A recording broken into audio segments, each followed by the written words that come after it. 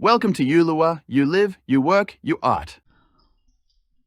Hello again, welcome back to the channel. And here we talk among many things in life, which I think they are all related. We talk basically about art and life and work, and I would say philosophy too, even though I haven't mentioned any specific movement from philosophy or thesis about it.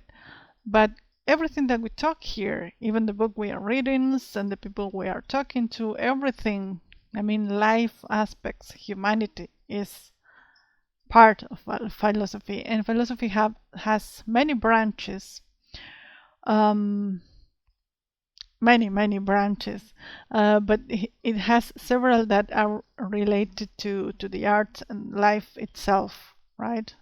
Thinking and how we, for example, logic and mathematics, everything can be viewed through the lens of philosophy, which it has also been considered many times as useless. I remember when I was a child, I was about like 11 or 12 years old, something like that. I had a, a classmate, and he had already decided to. He said, when I'm old, I will go to university in order to start philosophy. And at the time I said, that's a waste of time, I thought. Because I thought that philosophy was totally useless. Um, but now that I'm old, and he went on and he did that. He studied philosophy, and he's also now an artist, and he's doing well. So I think really philosophy has helped him a lot in his life and his career. And I now believe totally different thing, because I feel and I know that philosophy is one of the most important things that you can do or study or try to understand, or because it's thinking about the things that happen. So there are many branches of philosophy, political and aesthetics, you have ethics, you have even logic and thinking about thinking and metaphysics. Well, there are so many, because human beings like to think about the things that they have in life. Um, and though this episode started like I wanted to do something else about this thing, but now I'm realizing that I want to talk more about philosophy right now, because it has happened to me a few days ago when I was talking to an artist, and we were discussing things political, and I realized, well, there are so many things we can think about right now about this specific thing that is coming to my mind, because we talked about politics, sorry, about the political situation here in Argentina, and and our history, because philosophy is about that. It's about seeing through different perspectives one thing, right? Thinking through different perspectives, seeing things through different lenses, and um, for example, about the historical perspective, what has happened in the past in our country, in this case politically speaking, and also what has happened with other aspects that influence political, for example, commerce and economy, which is another topic in philosophy, economy, and the context where these main events that change our political situation, for example, also change our culture, and everything is interrelated, right? And when she was saying these things about politics, I said, well, I don't think I'm qualified enough to talk about politics. And the conversation went on and everything. And you will see this next Friday because I interview her and she will be on the channel. She's a sculptor. And then I thought, after we talked, I've been thinking about that. Maybe I am qualified to talk about politics. Maybe it's not my interest to do so. Specifically here in Argentina, that people tend to, I'm Argentinian too, we tend to go, we love this political party and we hate the other one. It's measurably, it's not exactly, there are not exactly only two parties here in Argentina. There are at least 3 or 4, but the main ones are always two. So things like, if you are on one side, you can't be on the other, and if you love this party, people from this party are evil, and that kind of thing. So we go to the extremes, and that is why I prefer not to talk about politics here. And now, apart from the interview, when I speak with people, when we talked about things, I'd rather not express my political opinions, I would say, even though I have some. The main one is I try to be as apolitical as I can, and I know that seems to be hurtful for some people that don't like it. They would prefer that I have a specific choice in this like kind of battle of dualistic perspectives. But I'm not interested in that game, right? So, and when I'm talking to somebody, and this is regarding about every topic in life, maybe it's not just politics, but also it could be the arts. Maybe I don't agree that you like this artist because I don't like him or her. And I will sometimes just shut up and listen to what you have to say about this artist, this perspective, this idea. And then I will, because I think that if we just listen to that, listen to the other people's perspectives, we can learn something that maybe we didn't know. And actually, over time, I have like comes to mind the word soften, but it's not soften. It's that I become more flexible in my thinking too. So, for example, the other day I heard about a question saying, could you represent in your art a good thing about a person that's considered evil in the world? For example, let's say Hitler or other people that are considered total evil on earth. And I think even for evil people, there's always something good in them. And maybe here I'm going into other topic of models of the world, but I will leave this maybe for another time so I don't mix too many things into one video. So coming back to philosophy, I think it's really important if we could understand the importance of it, even if it seems useless. It has its utility, and in an unconventional way of measuring it, I could say. I mean, you can measure by monetary value your thinking. But in the end, the more thinking that you do and the more thinking that you, the more refined, I would say, not just the more thinking, because you can overthink and everything will be just useless and really useless, and even not only useless, but counterproductive for your soul, your mind, or your body even, as we talked before in the overthinking episode. But if you can refine your thinking over time, that is the thing I want to say. If you can refine it and you can not only just get knowledge, because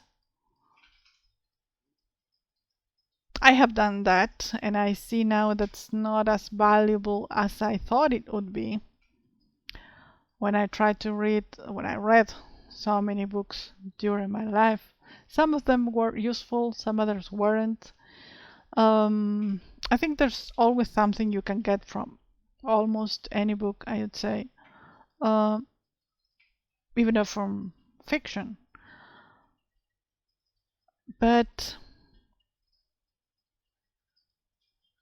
and also you can think, okay, I will not read fiction, I will read non-fiction from philosophers of the world. It could be endless, and for every argument that you have in one position, you have at least one in the opposite position, as we have already discussed this in the channel, and it ends up being unproductive in the end because you don't have all the time in the world to read every book that you have in your life or you have available.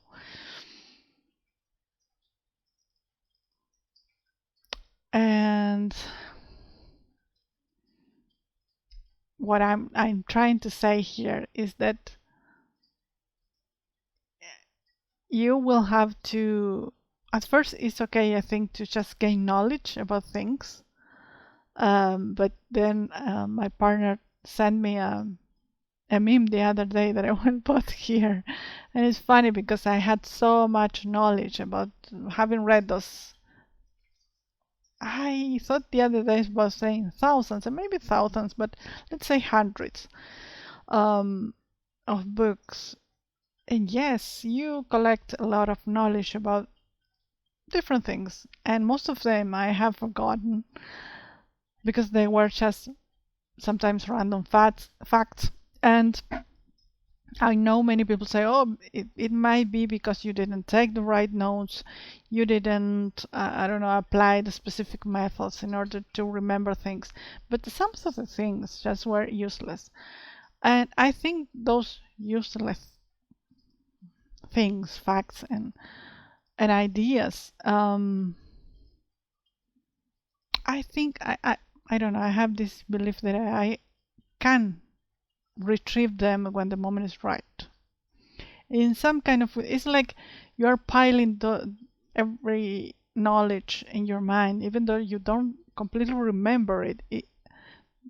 It has made a foundation for your mind palace, right? For your cottage, your mind cottage, and this construction, mine, yours, everyone will have their own, has been building during the times in a certain and specific way due to all this knowledge we have been gathering, right? And but the most important part is because we could just hoard, right? Just have knowledge and knowledge and knowledge. It's like a room, like a place where you have things, and you could have containers of books piled up just randomly. But I think the most important, valuable thing that you can do, the most value you can give to your knowledge is try to connect them if you can. Sometimes you just can. And use them. Use them whenever you can. And again, even though I think that's the most productive way of doing things, but at the same time, though it could be productive, it won't be efficient. I don't know, it's like a paradox, right? Because yes, it will be productive for you to only read the things that you are going to apply into your life. But at the same time, the things that you want to apply in your life, I don't know if they are really efficient or if they are really part of your truth, right? So you have to do and be a little bit of both, useless and useful. And I think that is what I can say about philosophy. We could explore the different branches, but I don't think it has to do with the topic I want to talk today. I'm just like laying the foundations of the things I want to talk about. And as the same as philosophy, we could say from the arts that they are useless. And sometimes they are. But this uselessness, again, I think for me has some kind of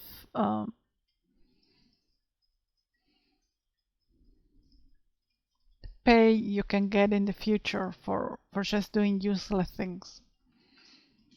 Because it's like, even though it seems useless, from what perspective do you think that this is useless? From the money's perspective, because you're not being paid for painting, for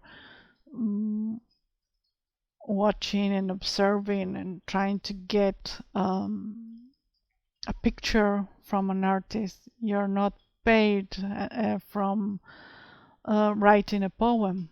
You're not paid for, well, some people are, of course, but in general, I'm saying you are not paid for thinking about your thinking, about how you're thinking, about meta thinking, about logical thinking, about discerning if your thinking is going super realistic or if it's just coming to common ground and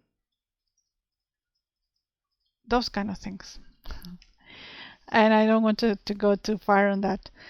And this thing about useless and useful, I've been trying to, I have thought about talking about this for a long time because I have this book which is called La utilidad de lo inútil in Spanish, and I know it's also in Italian, but last time I checked, last year, it wasn't available in English. In English could be something like the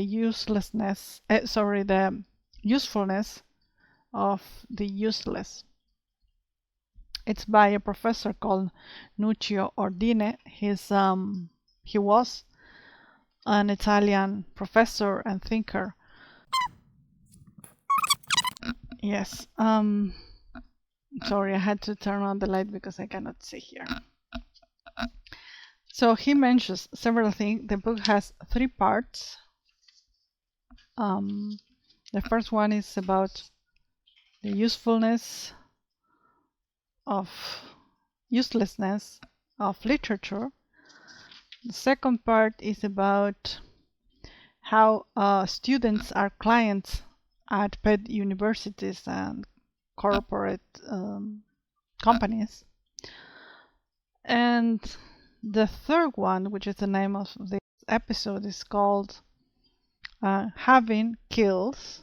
Having things, material things, it means kills you. Or kills your love, kills your truth. And he calls it Dignitas hominis. We'll talk a little bit about this.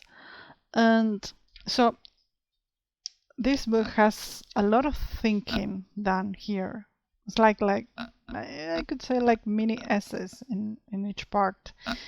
And he mentions a lot of thinkers. For example, he says that Baudelaire said that a useful man is horrible. I'm trying to translate it as accurately as possible from Spanish, and remember it has already been translated from Italian. So, and he also goes to talk about how different people,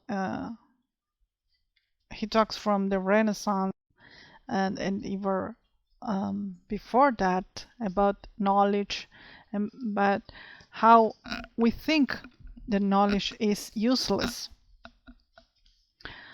And I have here something that I wanted to mention. Well, he has a lot of thought. Yes, I won't read it because I have to translate it also, and I cannot see that right that well. But he talks here, for example, he has like a short thinking piece where he says, "Who wins with a theorem?" Um, and here he mentions something funny that, for example, it is said, of course, we don't have a specific recollection of that in our history books, but he mentions that Euclides said once he had a student. They say, "Oh, but professor," to Euclides, right? He said, "Professor, I don't know what will I gain with this thing you are teaching us right here." Um, and so he called for a slave, and he said, "Please, slave," at that time people used to have slaves, and he said, "Please, slave, give him a coin because this student needs money in order to learn." And so I found that, first of all, well, they have slaves. That was the reality. I'm not saying you should have slaves. Please don't take that from me because that's not true.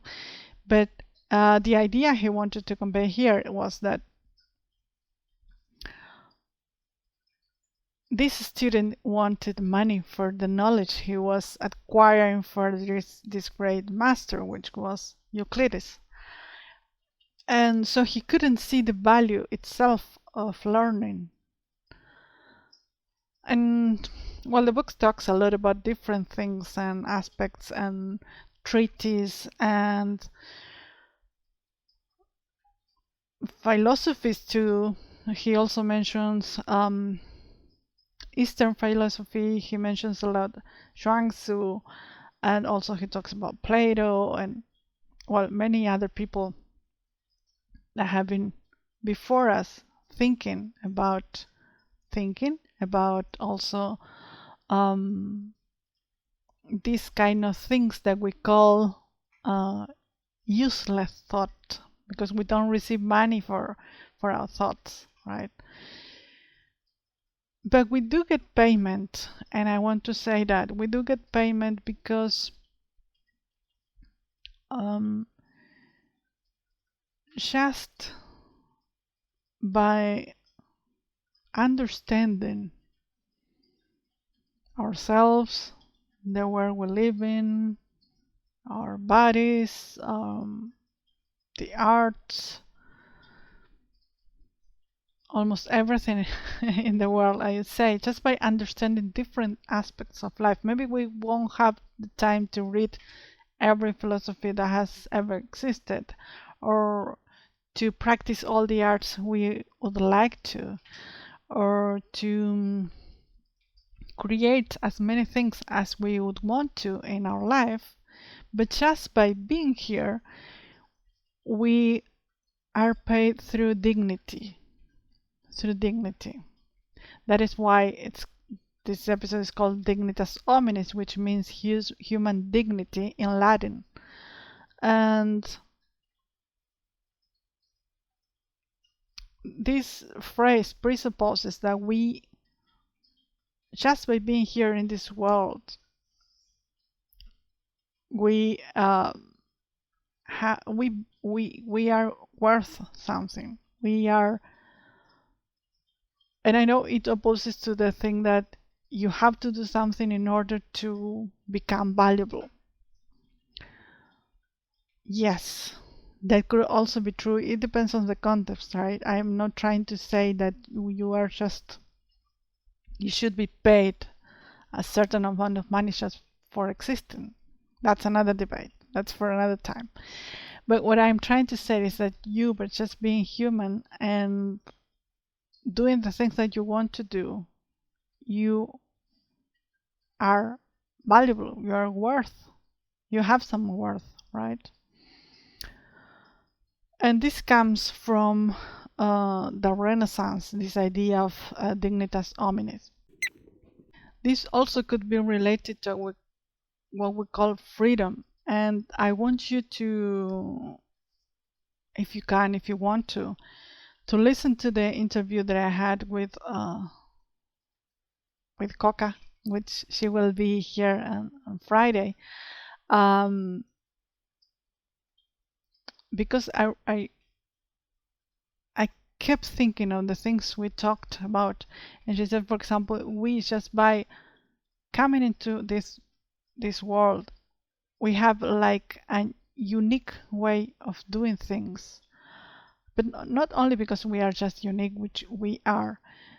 And she mentions a specific thing that it's our first creation, and I didn't know that. That's, I guess, from psychology, from our development as people. So she mentions that when we are born, the first act of creations that we have after we cry and everything is this way of communicating our needs, we could say. She doesn't mention specifically like that, but she says you want attention because you are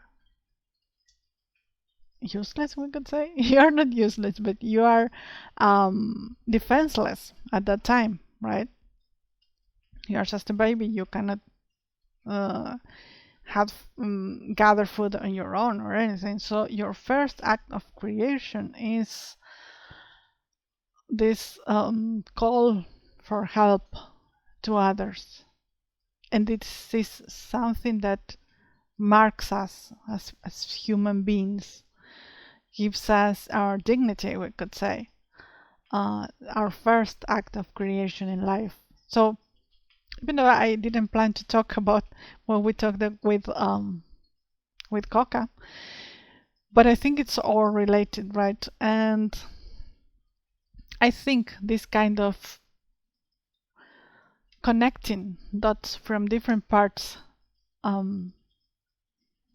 is what pays off for us or for our living, for it contributes to our worth and our value. And again, I don't completely or I don't fully endorse every aspect or every idea or thought or thesis or concepts that the people that I talk to have. Many times I don't, but I just it's like I have like a switch and I say kind of, and I say, okay, I will listen to this person's perspective. Maybe I don't fully understand it, or I don't fully endorse it, and I even don't like it because I don't think like that. It could be black or white, or it could be a specific topic that I'm not really interested in yet. That has also happened to me. Sorry, and I know you might relate to that because sometimes we are not interested in a certain topic at the time, and then after many years, sometimes you say, oh, I remember this person told me that thing a long time ago, and now that could be interesting to understand if they are right or not, or if I think they are right or not, or if I want that idea to be part of my life or my truth or my reality. But sometimes it's best to leave your judgment in the moment, even though you have it, because your mind is saying you don't think that way.